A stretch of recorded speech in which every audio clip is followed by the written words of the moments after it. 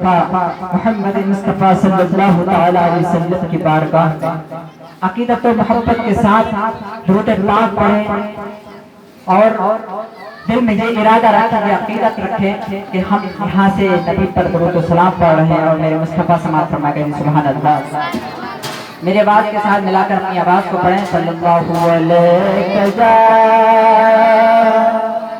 یا رسول اللہ وسلم علیک جا حبیب اللہ۔ تیرے ٹکڑا پہ پلنگ خیر کے ٹھوکر پہ نہ ڈال، جھڑکیاں کھائے دیکھ کر طلبہ تیرا بھی صلی اللہ علیہ یا رسول اللہ وسلم علیک یا حبیب اللہ۔ آپ لوگ درود پاک پڑھنے سے بہت رمزی کر رہے ہیں حضرات، میں بخوبی جانتا ہوں کہ درود پاک پڑھنے کا ماحول ہمارے بہار کے اندر بہت ہی کم ہے۔ آپ کو پتا ہے نا کہ ایک مرتبہ درود پاک پڑھنے سے 10 نیکیاں ملتی ہے، 10 گناہ معاف ہوتے ہیں اور جنت میں 10 درجے بلند ہوتے ہیں۔ اور سب سے بڑی قیمتی بات یہ ہے کہ ہم جو درود پاک پڑھتے ہیں فرشتہ میرے نبی کی مزار تک پہنچاتا ہے کہ سبحان اللہ۔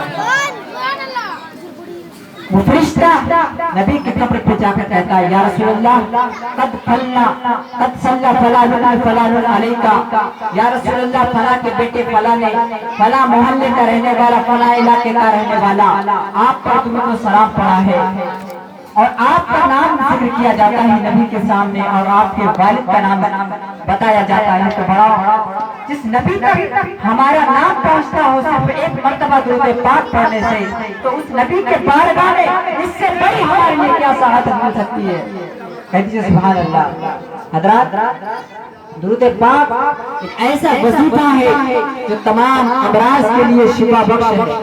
آپ کسی بھی پریشانی میں مبتلا ہو جائیں، کوئی چیز گم ہو جائے، کسی بیماری میں مبتلا ہو جائے، درود پاک کا ورد کیا کریں، درود پاک کے صدقے سے آپ کی اس پریشانی کو اللہ رب العزت دور کر دے گا۔ اس لیے جہاں کہیں آپ پر درود پاک پڑھنے کو کہا جائے، آپ لوگ بزدلوں کی طرح بیٹھے نہ رہیں، بلکہ اپنی آواز کو اتنے بلند کر کے پڑھیں کہ مدینے والے آقا سماعت فرما لیں گے سبحان اللہ۔ اللہ اکبر۔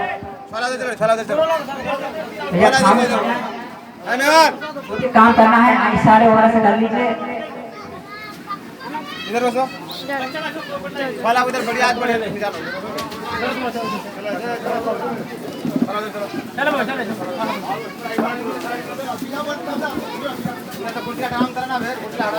آئیے ایک مرتبہ درود پاک پڑھ لیں اللہم صلی علی سیدنا مولانا محمد معدن الجود والکرم منبع العلم والحلم والحکم وبارک وسلم صلاۃ و سلام علیک یا رسول اللہ صلی اللہ تعالی علیہ وآلہ وبارک وسلم۔ حضرات اس جگہ پر آپ اپنے دل کو کچھ سیکھنے والا بنا لیجئے اور اپنے دل میں وہ جذبہ پیدا کر لیجئے جس کی وجہ سے آپ کے دل میں نبی کی سچی محبت پیدا ہو جائے گی سبحان اللہ۔ اللہ رب العزت کے سچا عشق پیدا ہو جائے جس کی وجہ سے ہمارا دنیا بھی سمجھ جائے اور آخرت بھی سمجھ جائے۔ حضرات محترم، میں بہت ہی اطمینان کے ساتھ آپ لوگوں سے گزارش کر رہا ہوں کہ جلدی جلدی بیٹھ جائیں اور چند باتیں سماعت فرمائیں۔ حضرات محترم، ابھی میں نے جس آیت مقدسہ کی تلاوت کا شرف حاصل کیا، اللہ رب العزت قرآن پاک میں فرماتا ہے وَإِذَا قِيلَ لَهُمْ آمِنُوا، کہ جب کافروں سے کہا جاتا کہ تم ایمان لے آؤ۔ حضرات یہ کون سے کافر تھے؟ یہ وہ کافر تھے جو مکہ میں میرے آقا کریم صلی اللہ علیہ وسلم کی ارد گرد میں رہتے تھے۔ جب ان سے کہا جاتا تم ایمان لے آؤ، درا حالانکہ وہ ایمان لا چکے تھے، وہ مسلمانوں کی مسجدوں میں نماز بھی پڑھتے تھے، روزہ بھی رکھتے تھے آقا کریم صلی اللہ تعالی علیہ وسلم کے سامنے، اپنے روزے کا بھی اظہار کرتے تھے، لیکن اللہ کو تو ساری باتیں پتا تھی، اللہ نے اپنے محبوب کو ساری باتیں بتا دی تھی خفیہ طور پر، لیکن بس ظاہری طور پر انہیں کہا جاتا آمنوا باللہ والرسول کہ تم صحیح سے اللہ اور رسول پر ایمان لے آؤ، قالوا انؤمن کما آمن السفہاء، کیا ہم اس طرح ایمان لے آئے جیسے پاگل لے آتے ہیں؟ یعنی وہ لوگ ایسے تھے جو مسلمانوں کے بھیس میں تھے، نماز بھی پڑھتے تھے آقا کریم صلی اللہ علیہ وسلم کے پیچھے، روزہ بھی رکھتے تھے، لیکن ان کے حال یہ تھا کہ جب مسجد نبوی سے نکل جاتے تھے تو اپنے مجھوں کے سامنے جا کے کہتے تھے کنا نحن معہم، کہ ہم تمہارے ساتھ ہیں۔ حضرات اس سے پتہ چلتا ہے کہ ہر مسلمان اپنے آپ کو کہلانے والا مسلمان نہیں ہوتا۔ حضرات محترم، جب ان سے کہا جاتا کہ تم ایمان لے آؤ اللہ پر، انؤمن باللہ ورسولہ، ہم ایمان لائے اللہ پر، اس کے رسول پر، تو صحابہ اکرام سے کہتے تھے ہم تو ایمان لے آئے لیکن ہم ایسے ایمان نہیں لے آئیں گے جیسے یہ لوگ لایا کرتے ہیں۔ حضرت میں جو سمجھا رہا ہوں اس کا سمجھانے کا ریزن یہ ہے جس کی وجہ سے ہمارا ایمان تازہ ہو جائے گا۔ سبحان اللہ، اللہ اکبر۔ وہ منافق، انہی لوگوں کو منافق کہا جاتا ہے جو مسلمانوں کے بھیس میں رہ کر کام کچھ اور کرتے ہیں اور ظاہر اس کا کچھ اور ہوتا ہے۔ جب ان سے کہا جاتا تھا ایمان لے آؤ، وہ کہتے تھے ہم اس طرح ایمان نہیں لائیں گے جس طرح یا رسول اللہ تمہارے صحابہ لاتے ہیں۔ اب ذرا سماعت فرمائیے کہ نبی کے صحابہ کیسے ایمان لاتے تھے کہ سبحان اللہ، اللہ اللہ میرے نبی مکرم صلی اللہ تعالی علیہ وسلم کے صحابہ کرام اتنے دیوانہ و مستانہ ہو کر نبی کی بارگاہ میں حاضر ہوتے، نبی کی بارگاہ میں ہمہ وقت نبی کی خدمت کے لیے حاضر ہوتے۔ اگر ایک ذرہ برابر بھی نبی کی گستاخ کوئی کافر کر دیتا تلوار لے کر دوڑ پڑتے۔ اللہ اکبر، نبی کی عظمت کو اللہ نے دنیا کے اندر ایسا بلند کیا ہے کہ نبی کو جو نبوت ملی ہے وہ سارے نبی کی نبوت کو ایک طرف کر دیا جائے اور نبی کی نبوت کو ایک طرف رکھ دیا جائے تو میرے نبی کی نبوت سب سے اعلیٰ ورثہ ہے۔ اسی لیے کسی شاعر نے کہا سب سے اعلیٰ نبی،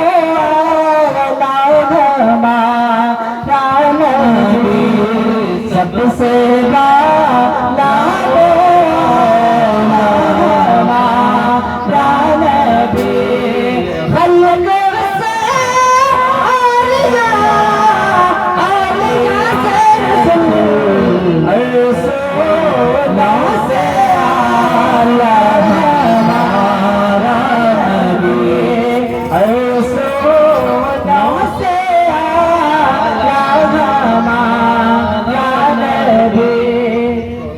محترم، ابھی میں نے جو عنوان آپ کے سامنے پیش کیا ہے اس کا مطلب یہ ہے کہ ہمارے دل میں عشق مصطفیٰ پیدا ہو جائے۔ ہم جو یہ میلاد مصطفیٰ منانے کے لیے جو بیٹھے ہیں، اب اپنے ذہنوں کو لے جائیے آج سے 10 سال پیچھے کہ اس طرح کی مجلس ہوا کرتی تھی، کہ اس طرح کی محفل، اس طرح کی انتظامات ہوا کرتے تھے نہ۔ یہ کیوں ہوا کرتا ہے؟ میرے رب نے جو انعام اپنے محبوب کو عطا کیا ہے، وَرَفَعْنَا لَكَ ذِكْرَكَ، اے محبوب دن گزرتے جائیں گے، زمانہ چلتا جائے گا، تیری شہرت بڑھتی جائے گی۔ حضرات محترم، میرے آقا کریم صلی اللہ تعالی علیہ وسلم کی عظمت و شان و شوکت کو جب تک ہم نہیں سنیں گے، اللہ اور اس کے محبوب کا عشق، اس کی محبت ہمارے دلوں میں نہیں آئے گی، اور جب تک ہمارے دلوں میں اللہ اور اس کے محبوب کی محبت نہ آ جائے اس وقت تک ہم سچا مسلمان نہیں ہو سکتے۔ آپ لوگ سنتے ہوں گے فلاں جگہ جلسہ ہو رہا ہے، فلاں جگہ کانفرنس ہو رہا ہے، فلاں جگہ اسلامی اسکالر آ کر طرح طرح کے بیان دے رہے ہیں، لیکن لوگوں پر کچھ اثر نہیں ہو رہا ہے۔ آخر وجہ کیا ہے؟ آخر یہ وجہ ہے کہ ہمارے دل میں جو دل ہے وہ عشق مصطفیٰ سے خالی ہے۔ عشق مصطفیٰ سے جب یہ دل پورا ہو جائے گا تو ہم مسجدوں میں بھی نظر آنے پڑھانے لگیں گے، ہمارے اولادوں پہ قرآن پڑھانی بھی ہوگی، ہمارے اولاد مسجدوں میں بھی نظر آئیں گے۔ آج ہمارے اولاد اس لیے ہم سے نافرمان ہے۔ آج کوئی بیٹے سے کہتا ہے بیٹا فلاں کام کر دو، بیٹا ترنت واپس رپلائی دیتا نہیں کروں گا۔ وجہ کیا ہے؟ اس لیے کہ ہم نے اسلام کا جو سچا دامن تھا اسے چھوڑ دیا ہے اور ہم صرف نام کے مسلمان رہ گئے ہیں۔ حقیقت کیا صحابہ کرام کچھ اتنی فیسلٹی ملی تھی جتنی آج ہمارے درمیان فیسلٹی ہے؟ نہ، لیکن ان کی زندگی ایسی تھی اگر دعا کے لیے ہاتھ اٹھاتے اللہ قبول کر لیتا۔ آج ہم اور آپ مسلح پچھا پچھا کر ساری رات رو پڑے، اگر آپ نمازی نہیں ہے تو اللہ قبول نہیں کرتی ہے، اللہ رب العزت ہماری دعا کو نہیں قبول فرماتا۔ وجہ کیا ہے کہ ہمارا جو دل ہے وہ سیاہ ہو چکا ہے، ہمارے کرتوت اتنے برے ہو چکے ہیں کہ اللہ رب العزت ہماری دعا کو قبول ہی نہیں کرتا ہے۔ کیوں؟ وہ کون سے رزلٹ پیدا ہوگا، وہ کون سی چیز ہمارے اندر پیدا ہوگی جو کھینچ کر کے اسلام سے سٹائے گا، ہمیں دین اپنے دین کو سمجھائے گا، اپنے دین کی طرف رغبت ڈالائے گا۔ اللہ کا خوف ہمارے دلوں میں کیسا ہوگا؟ کیا آپ کو پتا نہیں کہ جو دنیا میں رہ کر اللہ کے حکم کے خلاف کوئی کام کرے، نماز چھوڑے، روزہ چھوڑے، حج چھوڑے، کیا اللہ نے ان کے لیے جہنم تیار نہیں کر رکھا ہے؟ ہمیں پتا ہے ہم نماز نہیں پڑھتے ہیں، ہمیں پتا ہے کہ جہنم میں اللہ رب العزت برے لوگوں کے لیے، گنہگار لوگوں کے لیے جہنم سجا رکھا ہے۔ اس کے باوجود وہ خوف کہاں گئے ہمارے دلوں میں؟ وہ کہاں ہے ہمارے اندر خوف جس خوف کی وجہ سے ہم نماز پڑھے ہیں؟ وہ خوف کہاں گیا ہے؟ پتا ہے وہ خوف یہ ہے کہ ہمارے اندر صحیح سے ایمان نہیں آیا ہے، ایمان کی جو چاشنی ہے وہ ہمارے اندر ابھی پیدا نہ ہوا ہے۔ اس لیے ہم اللہ کے عذاب کو بھی سمجھ چکے ہیں اور ہمارے اندر ہمارے اوپر اللہ کے جتنے حقوق ہیں، اللہ رب العزت کے جتنے حکم ہے، احکامات ہے، ہمیں معلوم ہے کہ ہمیں نماز پڑھنا ہے۔ اگر نماز نہ پڑھوں گا تو آخرت میں اللہ رب العزت ہمارے لیے جہنم سلگا رکھا ہے، طرح طرح کے عذاب تیار کر رکھا ہے، لیکن اس کے باوجود ہمارے دلوں میں یہ خوف پیدا نہیں ہوتا ہے۔ اللہ اکبر۔ تو اسی چیز کو پیدا کرنے کے لیے جو سب سے بہترین چیز ہے وہ یہ ہے عشق مصطفیٰ کا۔ سبحان اللہ، اللہ اکبر۔ میرے نبی مکرم سرور کون مکہ صلی اللہ تعالی علیہ وسلم کو اللہ رب العزت نے ایسا مقام عطا فرمایا ہے، ایسی شان و شوکت عطا فرمائی ہے کہ آپ کو جیسا نہ کوئی انسان آیا ہے نہ آ سکتا ہے۔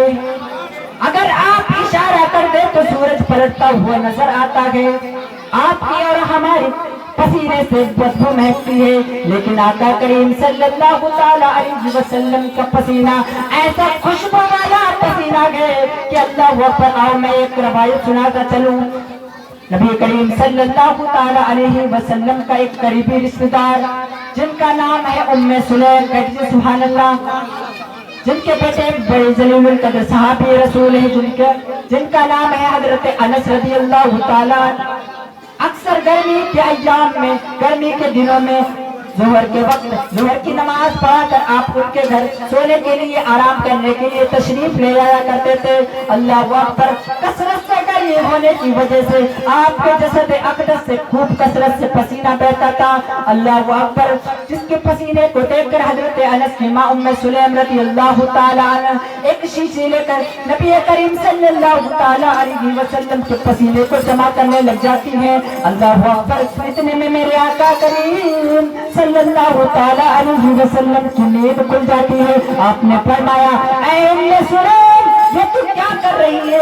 آخر میرے اس پسینے سے کیا کرو گی؟ اللہ اکبر۔ اب ذرا حدیث سماعت فرمائیے۔ حدیث یہ ہے کہ آرتک نجعلو فی طیبنا، یا رسول اللہ آپ کے اس پسینے کو ہم عطر بناتے ہیں جو سارے عطروں میں بہترین عطر بن جاتا ہے۔ ہم اور آپ تھوکے تو بیماریاں پیدا ہوتی ہے۔ آپ اسٹیشنوں میں جائیں، ہوائی اڈے میں جائیں، ایئرپورٹ پہ جائیں، وہاں لکھا ہوتا ہے یہاں تھوکنا منع، یہاں تھوکنے سے 500 روپے جرمانہ لگے گا، یہاں تھوکنے سے گرفتاری ہو جائے گی۔ لیکن کیوں؟ اس لیے کہ ہمارے تھوک میں بیماری ہے، ہماری تھوک میں بدبو ہے۔ لیکن نبی کریم صلی اللہ تعالی علیہ وسلم کی تھوک کو ذرا سماعت فرمائیے۔ ہم نبی سے اتنی محبت کرتے ہیں کہ نبی کے تھوک کو بھی تھوک نہیں کہتے، کہتے سبحان اللہ۔ اب کیا بولیں گے؟ نبی ہمارا اور آپ کا تھوک ہو تو تھوک بولیں گے، لیکن نبی کا ہو تو تھوک نہیں، لعاب دہن بولیں گے، کہتے سبحان اللہ۔ اللہ اکبر۔ جو کوئی صحابی کا کچھ بیماری ہو جاتی، آپ نے سنا ہوگا حضرت صدیق اکبر کا واقعہ، جو غار ہرا میں، جو غار کے اندر سانپ نے ڈس لیا تھا حضرت صدیق اکبر کو، تو میرے آقا نے کون سا علاج کیا تھا؟ اپنے لعاب دہن نکال کر صدیق اکبر کے زخم میں لگا دیا، زہر کا اثر جاتا رہا، کہیے سبحان اللہ۔ اللہ اکبر۔ یہ ہے میرے نبی کی عظمت و شان و شوکت۔ حضرات آؤ ایک روایت سناتا چلوں۔ میرے مصطفیٰ سے پہلے، آقا کریم صلی اللہ تعالی علیہ وسلم سے پہلے کم و بیش 1,24,000 انبیاء کرام یا 2,24,000 انبیاء کرام، حضرت آدم علیہ السلام سے، عیسیٰ سے، داؤد سے، سلیمان سے، ہارون سے، یونس سے، داؤد سے، زکریا سے، دانائیل سے، نہ جانے کم و بیش 1,24,000 سے زیادہ انبیاء کرام اس دنیا میں آئے اور اپنی نبوت کا جھلک دکھا کر اس دنیا سے اوجھل ہو گئے۔ اللہ اکبر۔ ان میں ان نبیوں میں سے ایک نبی حضرت موسیٰ علیہ السلام، کہتے سبحان اللہ۔ اللہ اللہ اللہ رب العزت نے جب حضرت موسیٰ علیہ السلام کو نبوت عطا فرمائی، آپ نے نبوت کا اعلان کر دیا، چاروں طرف آپ کی نبوت کا ڈنکا بجنے لگا۔ اللہ اکبر۔ اللہ رب العزت نے آپ کو کتاب کے لیے طور پہاڑ پر بلایا، کہتے سبحان اللہ۔ آپ کو یعنی موسیٰ علیہ السلام کو کتاب کے لیے طور پہاڑ پر بلایا، کہتے سبحان اللہ۔ اور میرے نبی کو جو کتاب دیا، آپ بستر پہ آرام فرمائیں، جبریل لے کر آ رہا ہے، کہتے سبحان اللہ۔ آپ مسجد اقصیٰ میں نماز پڑھا رہے ہیں، جبریل آ رہے ہیں۔ آپ کسی میت کے نماز جنازہ پڑھا رہے ہیں، جبریل وہاں لے کر آ رہا ہے۔ آپ عائشہ کے کمرے پر آرام فرما رہے ہیں، جبریل وہاں لے کر آ رہا ہے۔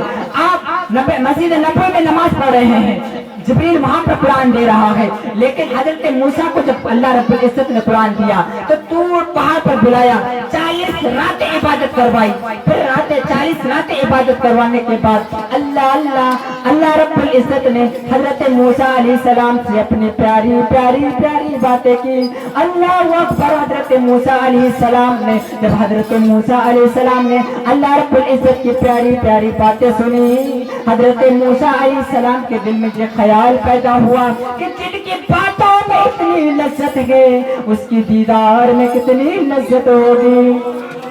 اللہ اکبر۔ حضرت موسیٰ علیہ السلام ضد کرنے لگے، اے اللہ ربی ارنی انظر الیک، اے رب قدیر میں تمہیں دیکھنا چاہتا ہوں، مجھے اپنا دیدار کرا لے۔ اللہ اکبر۔ رب نے آگے سے رب نے فرمایا، لن ترانی، اے موسیٰ تم مجھے ہرگز نہیں دیکھ سکتا، اے موسیٰ تم مجھے ہرگز نہیں دیکھ سکتا۔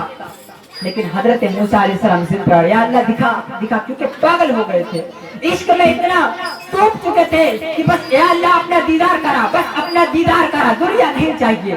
جب حضرت موسیٰ علیہ السلام اپنے ضد پر اڑ گئے تو کہا دیکھو پہاڑ، طور پہاڑ کی طرف، فلما تجلی ربہ للجبل جعلہ دکا وخر موسیٰ صعقا۔ اللہ اکبر۔ اللہ رب العزت نے جو حضرت موسیٰ علیہ السلام کو اپنا دیدار کرایا، اللہ رب چونکہ نور ہے تو اپنا ذاتی نور کو نہیں بھیجا دنیا میں، بلکہ صفاتی نور کا ایک جھلک، اور پھر جھلک کتنا؟ ایک سوئی کے ناقے کے 70,000واں حصہ، ایک سوئی اس کا 70,000واں حصہ کرو، اس حصہ میں سے ایک حصے کو صرف طور پہاڑ پر ڈالا، اس سے ریفلیکشن ہو کر کے حضرت موسیٰ علیہ السلام کی آنکھوں میں آئی۔ اللہ اکبر۔